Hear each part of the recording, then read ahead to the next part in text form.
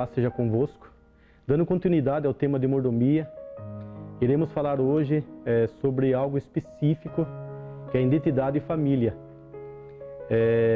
Quero começar a aula de hoje lendo uma passagem bíblica, o Shema de Deus, que é o ouvir de Deus, que está em Deuteronômio, capítulo número 6, versículo número 4. E em seguida a gente vai fazer uma oração para iniciar essa aula. Eu queria dizer que ao longo da aula vou usar a Bíblia, Almeida Revista Atualizada em todo o texto. Somente a última passagem bíblica que a gente vai usar, Almeida Revista e Corrigida. Deuteronômio capítulo 6, versículo 4. Ouve Israel, ó Senhor nosso Deus é o único Senhor. Amarás, pois, o Senhor teu Deus de todo o teu coração, de toda a tua alma e de toda a tua força. Estas palavras que hoje te ordeno estarão no teu coração.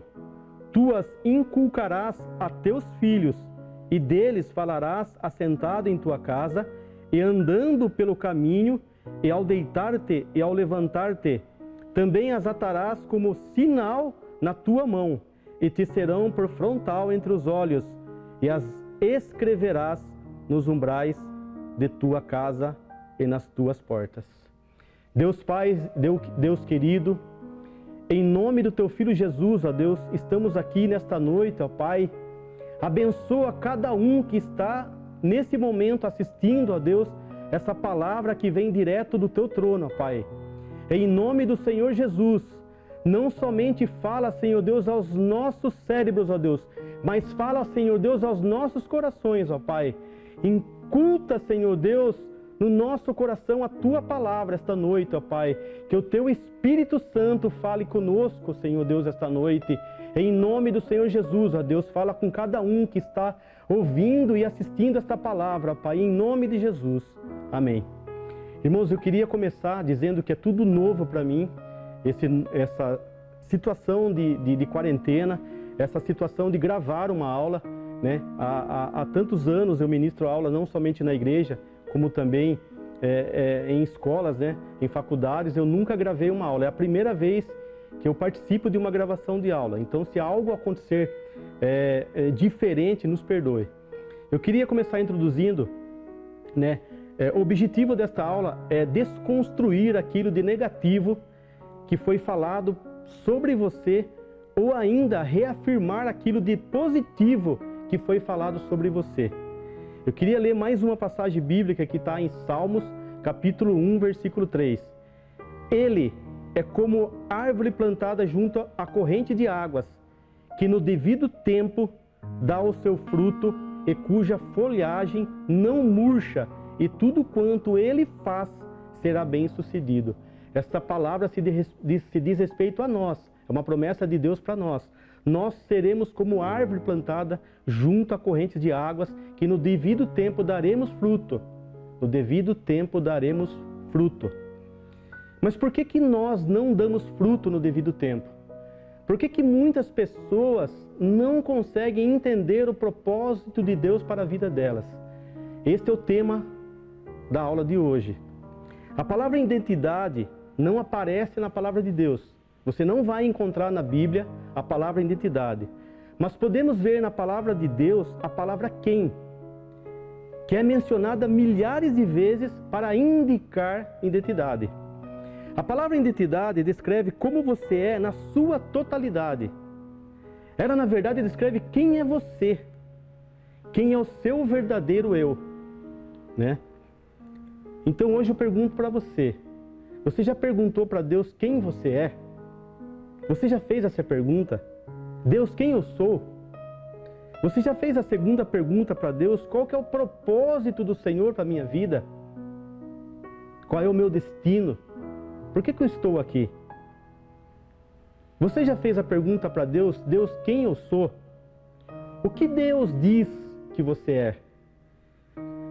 O que a vida ensinou para você? O que os seus pais falavam sobre você e falavam para você? Você já se perguntou sobre isso? O que os seus pais falavam para você? O Espírito não se prende a tempo e espaço. Nós vemos ali em 1 Tessalonicenses que Paulo fala que nós temos corpo, alma e espírito. Tudo aquilo que nós sofremos ao longo de nossa vida, até mesmo na nossa concepção, na nossa gestação, hoje ainda nos impacta. Então o espírito não se prende a tempo e espaço. Uma prova disso está em 1 Coríntios, capítulo número 5, versículo 1.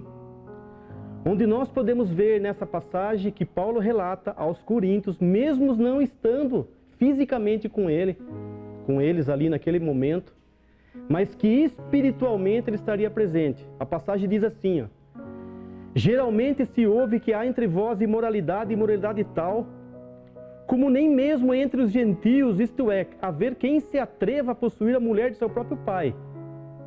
E contudo andais vos insuberbecidos e não chegasses a lamentar. Para que fosse tirado do vosso meio que tamanho ultraje praticou?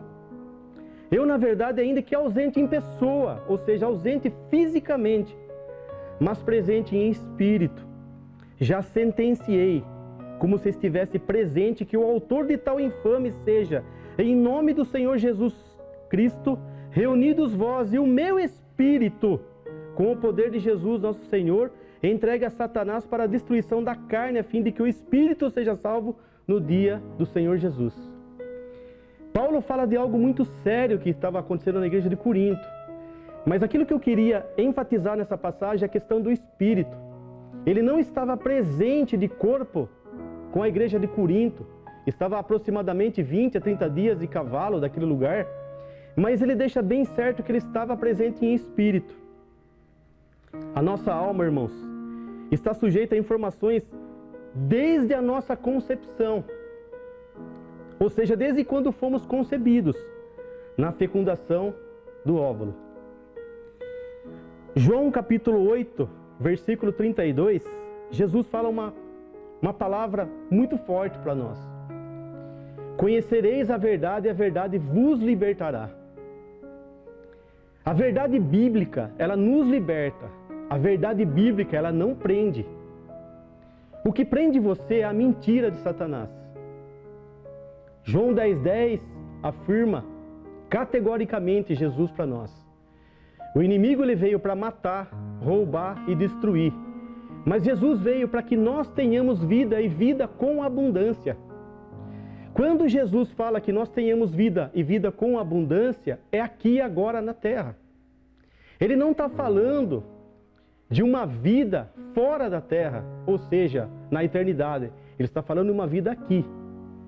E por que muitos de nós não temos essa vida plena?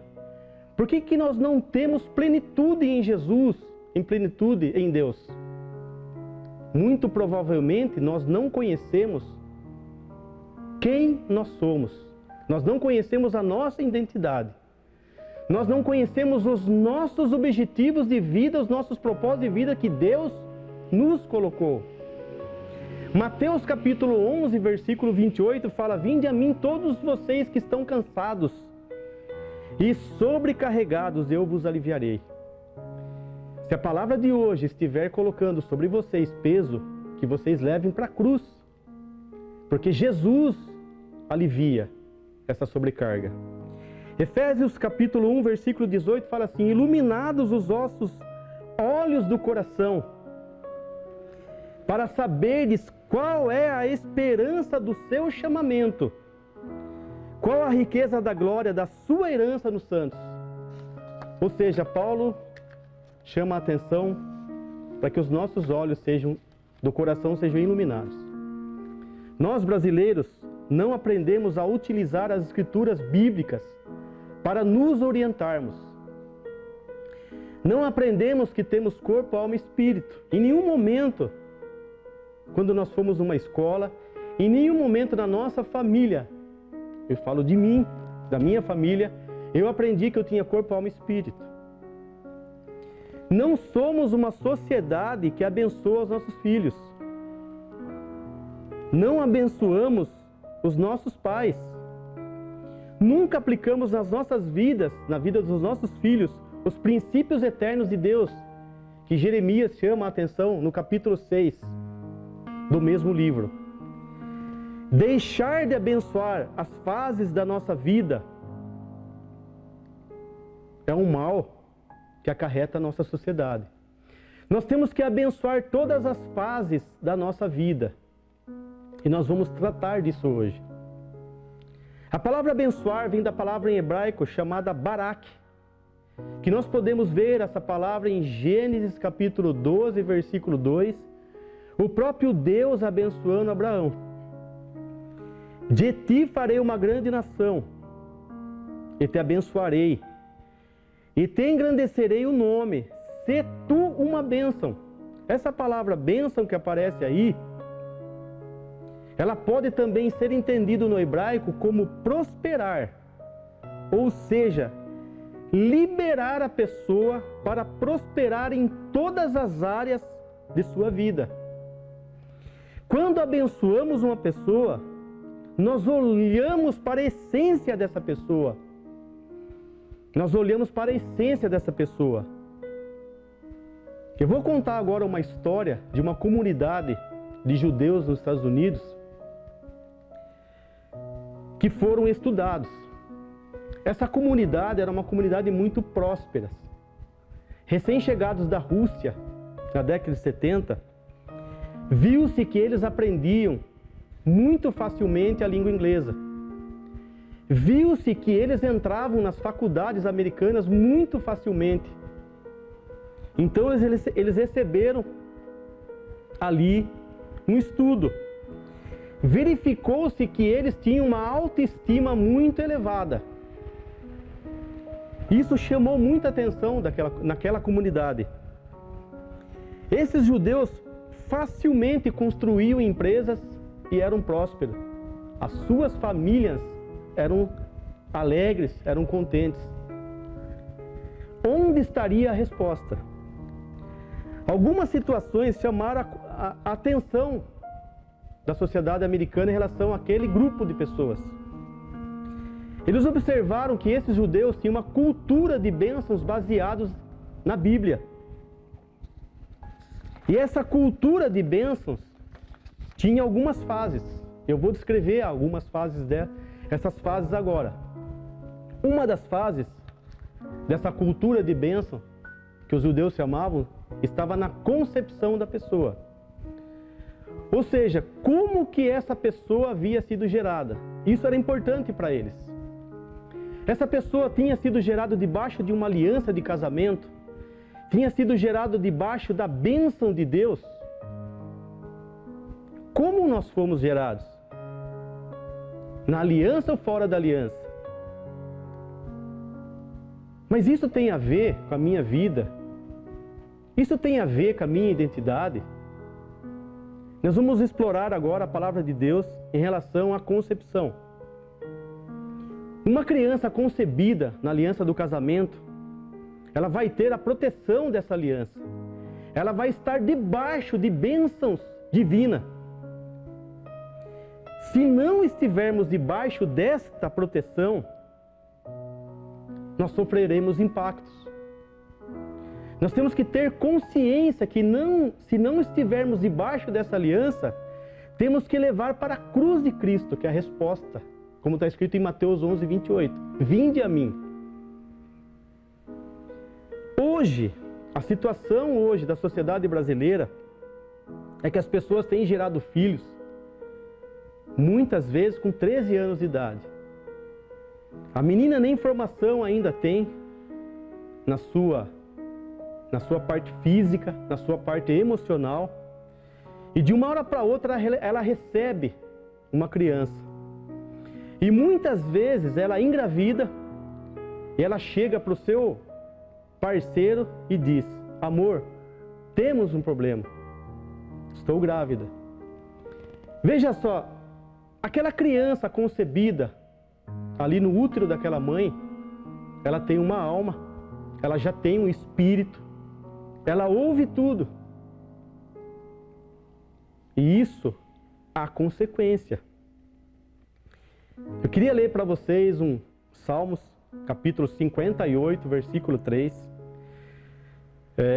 Queria destacar que a língua portuguesa, ela enfraquece muito, né, o significado das palavras, mas nós vamos dar aqui, né, o significado das palavras que aparece aqui em hebraico, e vamos construir aqui essa ideia de concepção, vamos construir aqui essa ideia que conceber uma criança na aliança do casamento se faz não somente necessário, mas é a bênção para uma vida próspera diante de Deus. Levai tudo para a cruz. Salmo 58, versículo 3. Desviem os seus ímpios desde a sua concepção. Desde a sua concepção. Nascem e já se desencaminham, proferindo mentiras. Existem dois significados na palavra de Deus, a palavra ímpio. Um significado se refere a todos nós, que não tínhamos Deus e aceitamos a Jesus como nosso Salvador. Todos nós somos ímpios. Mas existe um segundo significado dentro da palavra de Deus, é essa palavra que aparece aqui, que chama rachá. Rachá é uma palavra em hebraico que significa muito mais que ímpio. Significa alguém iníquo, ou seja, aquele que pratica iniquidade. O que é iniquidade? É um pecado praticado que ele nem sente mais que é pecado. Ele pratica aquilo que é errado, mas ele não sente que aquilo que ele pratica é errado. Então, ou seja, ele faz de tal forma que para ele aquilo é normal. Isso é uma iniquidade. Essa palavra rachá significa também uma pessoa perversa. Mas como que uma pessoa dentro de um útero que ainda não nasceu pode ser perverso? É o que diz aqui a palavra. É uma pessoa totalmente entregue a uma violência. É uma pessoa hostil ao seu Criador. Como pode um recém-concebido ter todos esses atributos? Não é comum. Não é comum isso acontecer. Mas em muitas ministrações, nas salas de cura, muitas ministrações em curso aliança, a gente se depara com pessoas que são levadas pelo Espírito Santo a se lembrar da sua fase gestacional. Ou seja, essa pessoa se lembra do momento que ela estava sendo gerada e dessas palavras negativas que foram proferidas sobre ela. Você é um problema. Amor, temos um problema. Estou grávida. Ou seja, aquela criança é alimentada com palavras negativas. Ela é um problema. Então não é comum você atender essas pessoas, mas isso acontece sim. Muitas vezes um peso que estava nas costas daquela pessoa é revelada pelo Espírito Santo. E tudo aquilo é levado para a cruz. É como se tirasse um peso das costas daquela pessoa. É como se algo fosse totalmente modificado dentro dela, porque ela enxerga a graça de Jesus. A resposta para tudo isso é a graça de Jesus. O versículo ainda continua, ainda fala assim que os ímpios erram o caminho. Esse errar o caminho em hebraico, errar quer dizer ta'á, que significa desencaminhar, ir em zigue-zague de um lado para o outro. Uma pessoa inquieta. Essa pessoa vai nascer e para ela nada está bom. Essas pessoas não conseguem se afirmar em empregos. Mas como que nós conseguimos detectar tudo isso? Hoje você vê na sociedade pessoas que não conseguem se afirmar, não conseguem se enraizar numa cidade, num emprego. Você vai pesquisar a vida dessa pessoa, você vai conversar com essa pessoa, você vai ministrar nessa pessoa e você entende que tudo começou na concepção. São raízes. Essas pessoas não ficam em cidades, perambulam de um lado para o outro. Vai de um casamento para o outro. Se separa facilmente. Vai de um lado para o outro. Vai de um namoro para outro. Vai de um relacionamento para outro. Nada está em paz. Tudo está ruim. Não se afirma em nada. Uma outra palavra que aparece aqui é a palavra zur. que significa estranho. Z-U-W-R, zur, que significa estranho.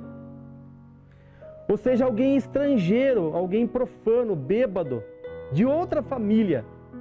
Alguém que é bastardo, né? Sujeito estranho àquela família. Juntando todo esse versículo, nós vemos que essa pessoa, desde o ventre da sua mãe, não tem paz. Desde o ventre, ele não tem paz. É uma pessoa que está pronta a transgredir a vontade de Deus Pai. É uma pessoa totalmente entregue à violência. Essa pessoa provavelmente não sabe quem ela é, ou seja, ela não sabe a identidade dela.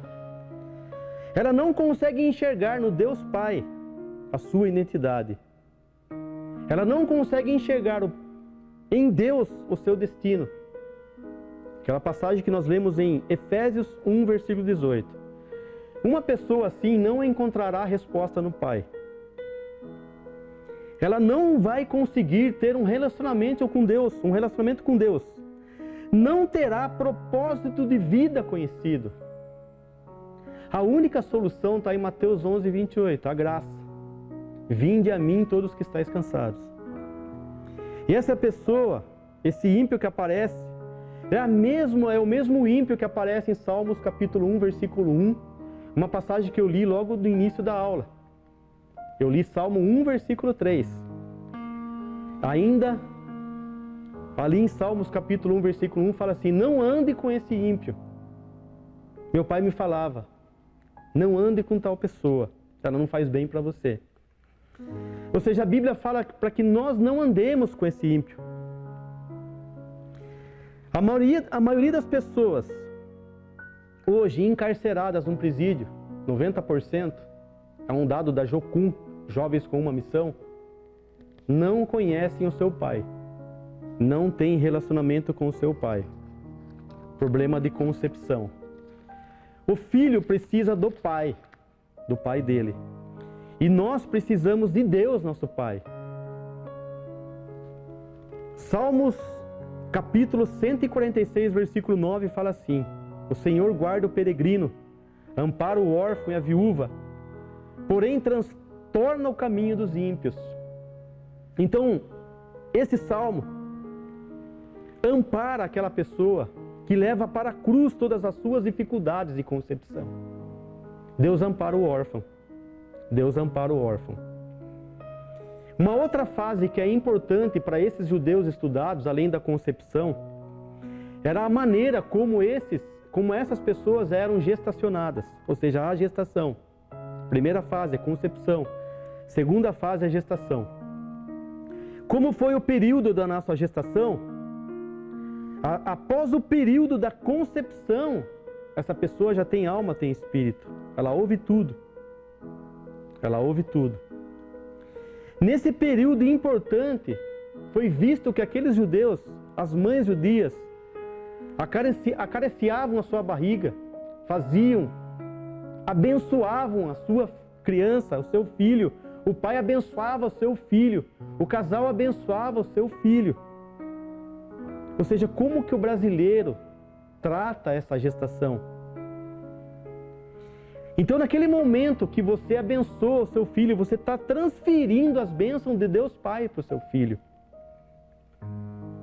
Mas se você não fez isso, leve para a cruz. Peça perdão para os seus filhos. Se você lançou palavras negativas sobre ele, quando ele estava sendo gerado. E se você perguntou ao Espírito Santo no momento que você foi concebido e quando você foi gerado, você recebeu palavras negativas, leve para a cruz.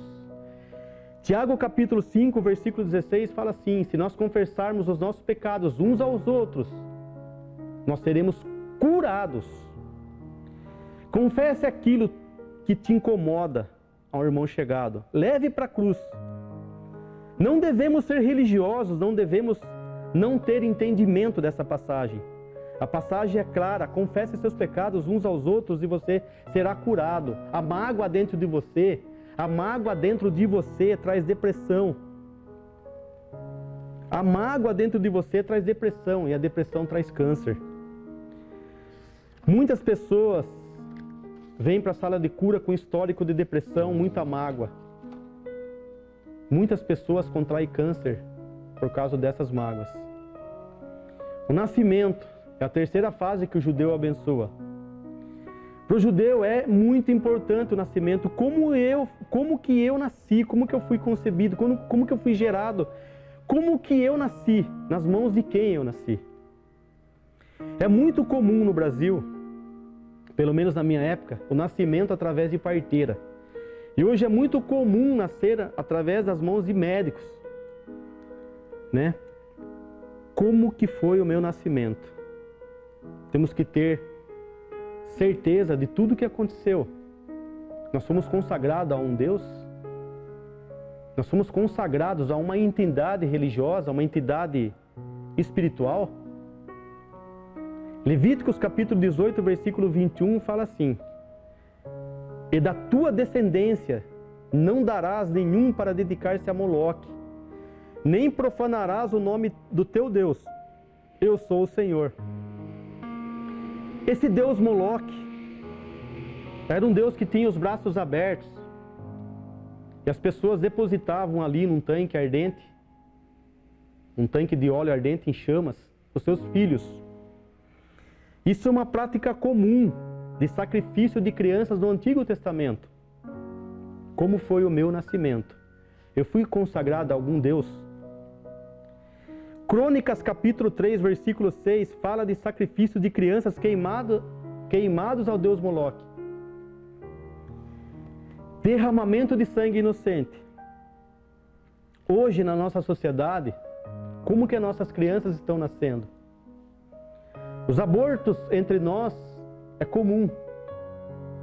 É um tipo de consagração hoje a Deus Moloque. Quando eu participo de um aborto, quando eu dou artifício para alguém abortar, quando eu participei de um aborto, eu consagrei alguém a Deus Moloque. Quando eu abortei uma criança, eu consagrei essa criança a um Deus. Tudo isso tem que ser levado para a cruz.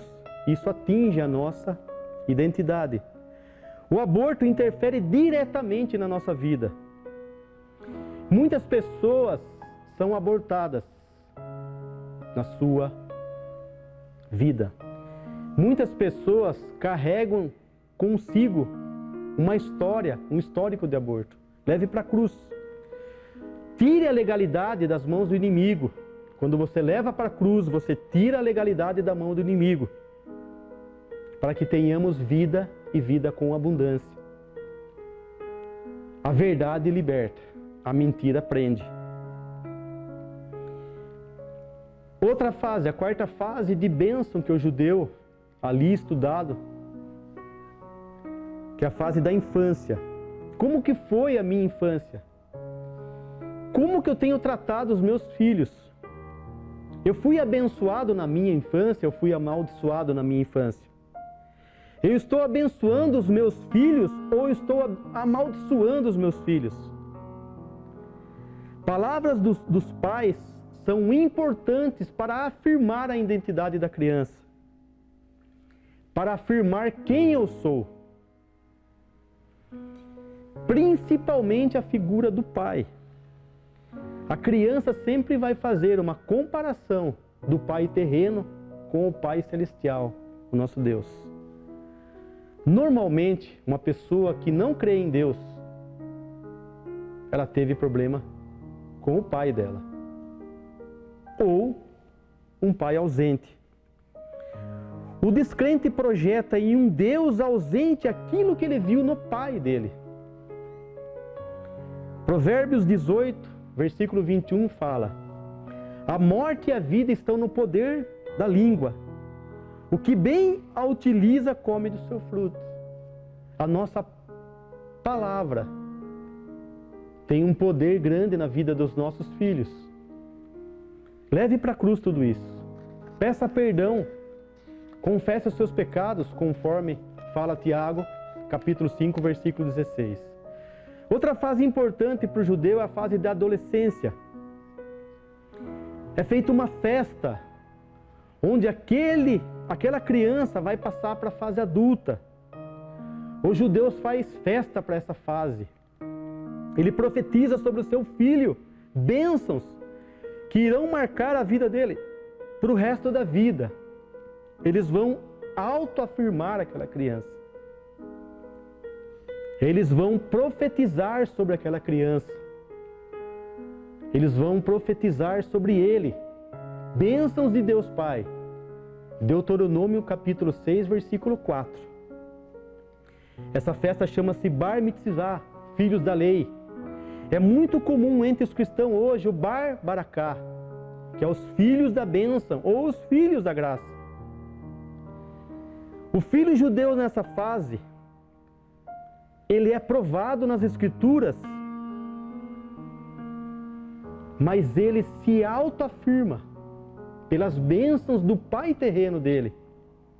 É muito importante para nós, como pai, marcar a vida do nosso filho nessa transição entre a fase infantil e a fase adulta. O pai abençoa seus filhos. Vemos um exemplo aqui em Mateus capítulo número 3, versículo 17. Eis que uma voz dos céus que dizia: este é o meu filho amado, em quem me comprazo, em quem tenho muito prazer. O próprio Deus afirmando sobre Jesus a identidade dele. O Pai Celestial afirmando sobre Jesus a identidade dele. Porque no capítulo 4 de Mateus, Jesus vai ser levado para o deserto e tentado. Então Jesus, naquele momento, ele recebe as bênçãos de Deus Pai, afirmando a sua identidade. A concepção, a nossa gestação, o nosso nascimento, a nossa fase infantil, a adolescência, 5 fases que tem que ser abençoada por nós pais. Uma outra fase muito importante que eles estudaram ali, que é o casamento. A média de idade de um casamento judeu se dá entre 18 e 22 anos. Contrariando toda aquela versão que diz, se ele casar maduro é melhor. O judeu contraria tudo isso. O menor índice de separação do mundo está em Israel, menos que 5%. Brasileiro em torno de 40%. Então algo que diz muito para nós, o casamento, sair da casa do pai e da mãe em bênção. Gênesis capítulo 2, versículo 24 diz: por isso deixa o homem pai e mãe e se une à sua mulher, tornando os seus dois uma só carne. O que nós brasileiros estamos fazendo? Não recebendo as bênçãos de Deus Pai sobre uma das fases mais importantes para nós, que é o casamento. Para que os nossos filhos nasçam debaixo dessa aliança, dessa bênção de Deus. Leve para a cruz tudo. Mateus 11, 28. Vinde a mim todos que estáis cansados e oprimidos, e eu vos aliviarei. E a 7ª fase importante para o judeu: honre seus pais, que é a fase da velhice. Aqui inverte-se o papel. Os filhos vão abençoar os pais para fazer um fechamento de bênçãos, de cultura de bênçãos. Faça uma carta para o seu pai abençoando a vida dele, faça uma carta para a sua mãe abençoando a vida dela. Seja agente de transferência de bênçãos. Êxodo 20, versículo 12. Honre seu pai e sua mãe, e os seus dias serão prolongados na terra. Os principais agentes de bênçãos de Deus aqui na terra são os pais, né? Na passagem de Mateus 4, vemos a investida de Satanás contra Jesus. Toda vez que Satanás tenta destruir a nossa vida, a primeira coisa que ele vai fazer é destruir a nossa identidade. Ele vai tentar desqualificar a nossa vida diante de Deus. Ele vai desqualificar você como um filho de Deus. Colocará você em situações que atentarão contra a sua identidade. Você não presta.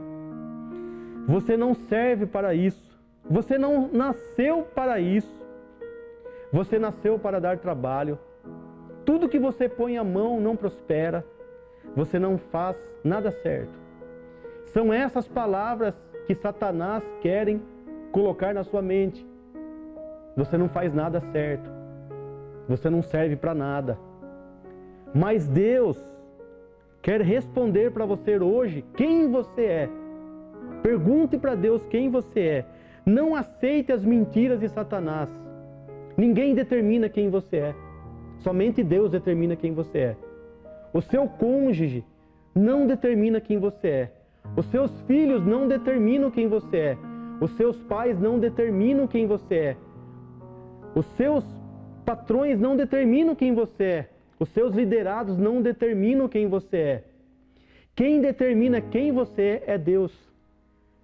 Se alguma agressão verbal ainda te incomoda, se alguma agressão verbal ainda te deixa irado, leve para a cruz tudo isso.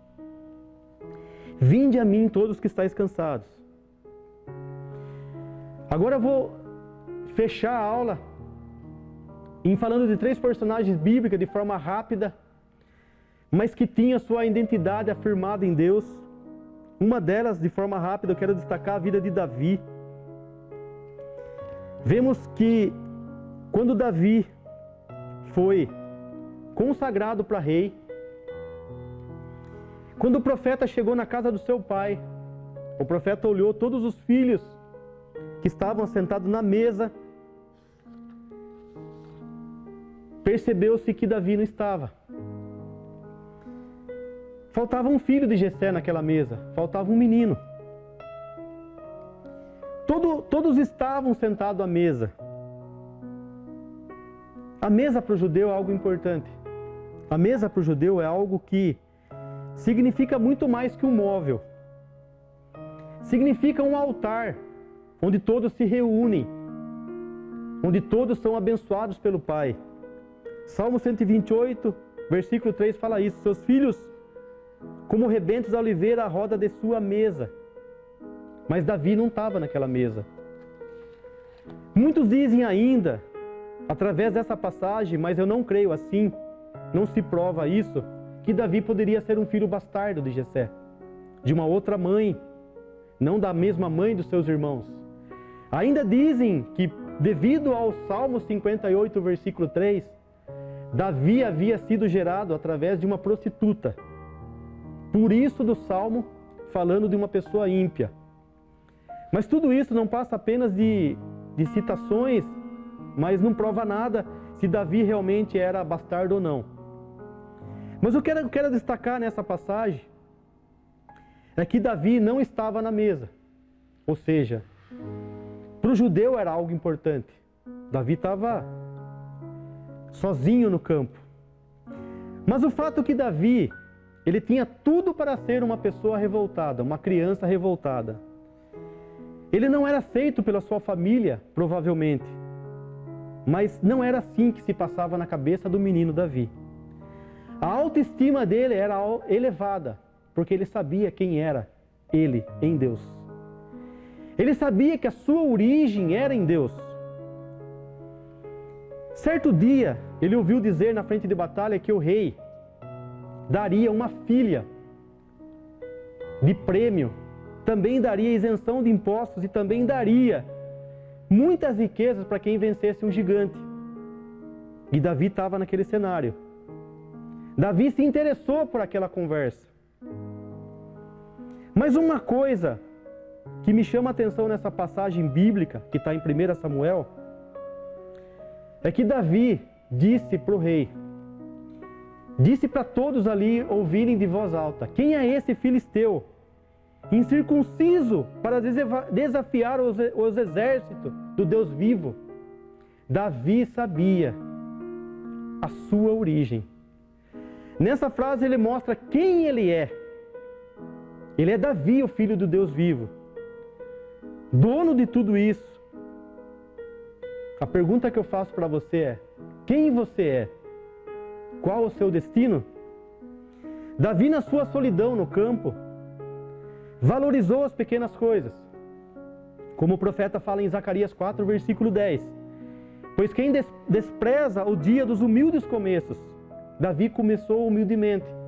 Não desvalorizou as pequenas coisas. E ele sabia quem ele era. Ele aprendeu nas pequenas coisas. Valoriza as pequenas coisas. Valorize as suas origens, saiba de onde você veio e para onde você vai.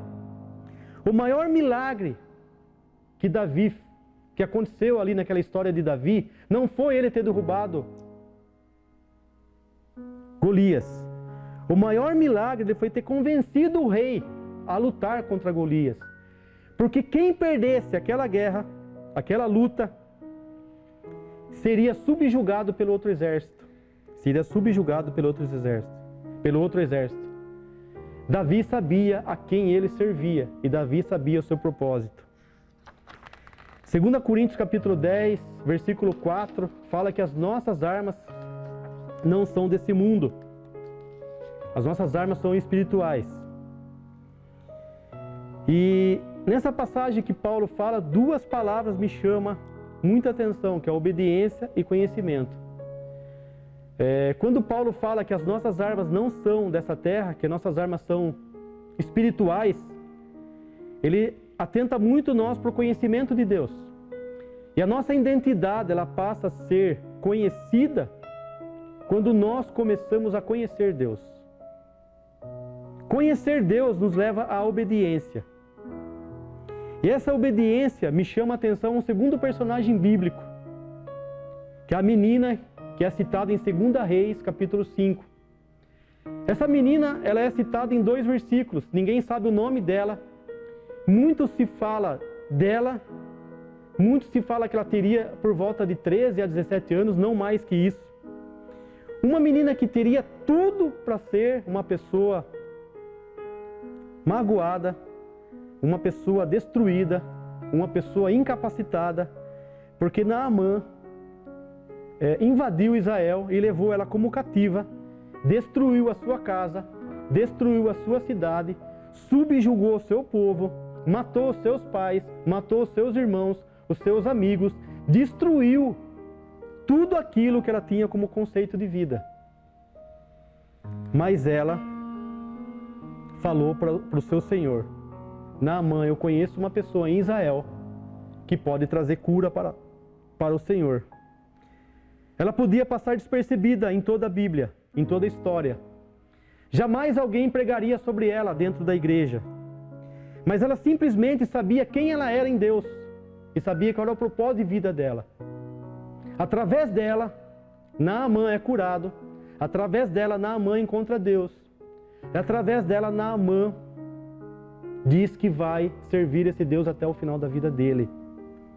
Ou seja, uma pessoa que tem a identidade em Deus conhecida. Eu sou quem o Senhor diz que eu sou. Eu sou filha do Deus vivo.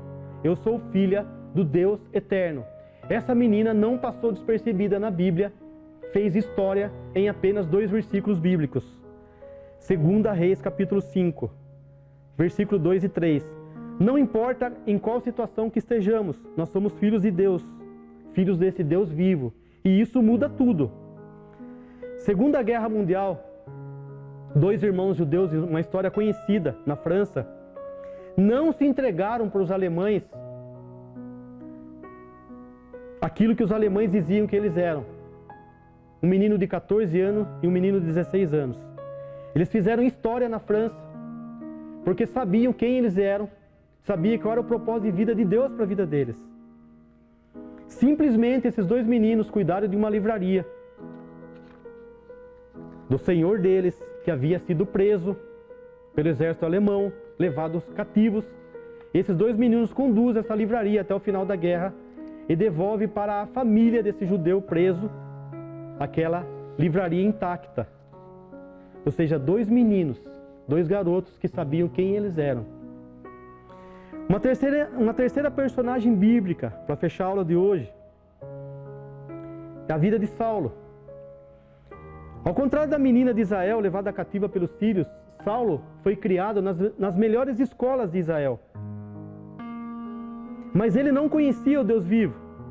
Acompanhou mortes de cristãos, entregou cristãos a mortes.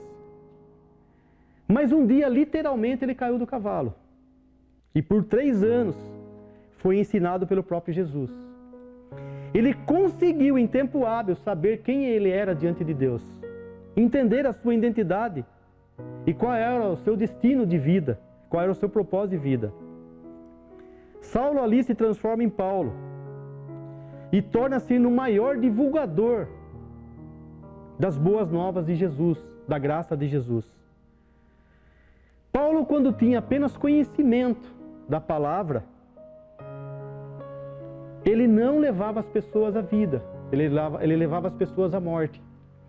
Quando você não conhece a sua identidade em Jesus, a sua identidade em Deus, você pode levar as pessoas à morte, como Saulo levava.